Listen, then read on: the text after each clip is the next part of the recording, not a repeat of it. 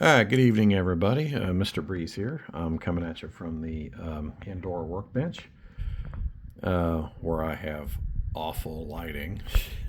And I have no natural light in this room because it gets dark at 6 o'clock since we're in the dead of winter. But I digress. I am planning on hanging a shop light LED or fluorescent fixture over this work table very soon. I hope to do that this weekend. But anyway, guys, I got an update for you on my vintage RC10 Champ Edition Stealth car vintage racer. The build is progressing very nicely. As you can see, the car is pretty much together. It's sitting on its wheels. It's a full roller, and we're looking pretty good. And I'm going to go over the details of some of the equipment that's in the car, starting from the rear. Okay, I did the B4 top shaft and B4 slipper clutch conversion on this car, and I have a RPM gear cover on this car already there. Here you see the wheels. Now the wheels, a bit of a conundrum here. A couple of options here. You can convert the to the 3/16 drive shafts from the 1/4-inch taper drive shafts. For right now, I've decided to retain the 1/4-inch taper drive shafts and axles. What I have done is I've gotten the rear wheels. These came in yesterday, by the way. I got the rear wheels from JC Racing. Ordered them from Factory Works. I didn't know that Factory Works was carrying these, so when I found out, I went ahead and ordered them. I thought I was going to have to order these from the UK, from England. But no, Factory Works is carrying them. But there's one issue. I go to order these a few days ago, and they have a couple of different sets. They have the sets that have the standard 1/4-inch axle rear wheels with wide front wheels. And they also have these sets with narrow front wheels. Okay, Factory Works was sold out of the wheel sets that have the wide fronts, and I needed the wide fronts to run the modern tires. So totally sold out of those.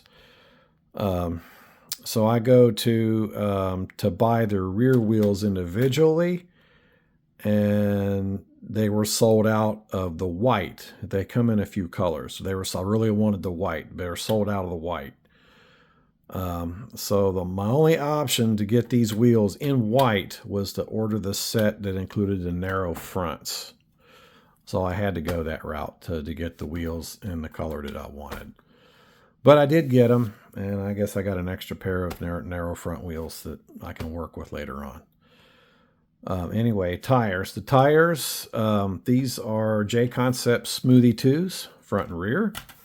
Got those. I had these already. I had an extra set, so didn't have to worry about buying those. This is the dominant tire at my local track, which is where the vintage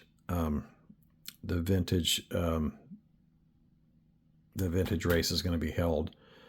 The Vintage Clash of Champions is going to be held in late March. Is my local track, so that's the reason why I'm going to this race. So anyway, this is a dominant tire, and I got a fresh set. I don't have them glued yet, but I'm letting them acclimate before I glue them on. I do need to ventilate the tires. The wheels do have holes, but I got to put a couple small pinholes in the tires, so those will ventilate nicely. Moving forward, what you see here in the car is this is a 3D printed battery tray setup, and in the white. Now I had the option of going black and white, but I like the white, so I went with the white. And this is just a simple rectangular tray with a Velcro strap to hold the shorty light hose. And the nice thing about that is it attaches directly with the factory screw holes. So there was no need to drill any extra holes. I really didn't want to drill holes in a vintage car, so I got that. The batteries fit nice and snug in here. So there's that. And moving up forward, I've got a servo in here. This is a short servo, compact servo. This is, I don't know how good these are. This is my first experience with this product. This is a Hobby Star.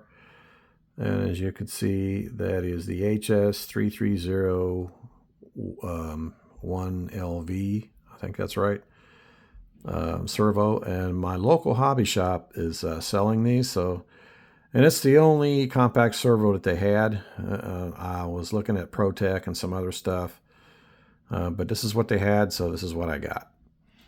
Anyway, moving up again, I have the Fan RC World's Car steering kit. I went ahead and installed that. And I also installed, as you can see, Fan RC titanium turnbuckle kit. And also Fan RC white ball cups. Now here's what happened with the ball cups. I was going to go with the RPM ball cups, but when I got them installed in the front, the steering link ball cup was hitting the camera link ball cup. They were hitting each other. So I couldn't run those. And I could get a Factory Works steering kit, and it spreads these out so you don't have to worry. You can run the heavy-duty RPM ball cups and not have any clearance issues. But I decided to go ahead and get the Fan RC ball cups instead. And so I'm going to have to run those for now. And that's about it, really. Oh, front wheels. Front wheels are J Concepts, RC10 wheels. They work nicely. And I was concerned about when I got these wheels that they weren't going to match in color to the J-Cons, but they actually do. They look nice. There's not much difference in the color there in the white. So anyway, guys, there it is. I've got more equipment. I have a receiver. I've got a Futaba receiver to go in here. I have a Hobby Wing XR10 speed control. The only thing I don't have right now is the motor. I got to order the motor. I got to make an A main order tonight. So I got to get a couple of batteries. I'm going to get ProTech batteries, the shorty lipos. I'm going to get a Witz RC 17.5 turn motor, and that stuff will be ordered this evening. Hopefully have that in a few days. I'm planning to have this car fully functional in the next week. I'm going to go 1RC racing this weekend. I'm going to go race that car Sunday. But I'm hoping to next week begin to get this car together and I can start going to practice with it. So anyway, guys, there it is. There's my progress on the car. I've got the old battery, or the old body. I'm considering getting a new body. I don't know yet. I don't know if I'm going to have time. The body's decent. I mean, but it's brand new, never been ran, even though it's many years old. I don't know if I'm going to try to do anything fancy with it or whatever. I don't know. I still need to go through the front. I went through the rear shocks. I did add a 1/2-inch limiter on each side using aircraft fuel tubing. So I got a 1/2-inch limit in the rears.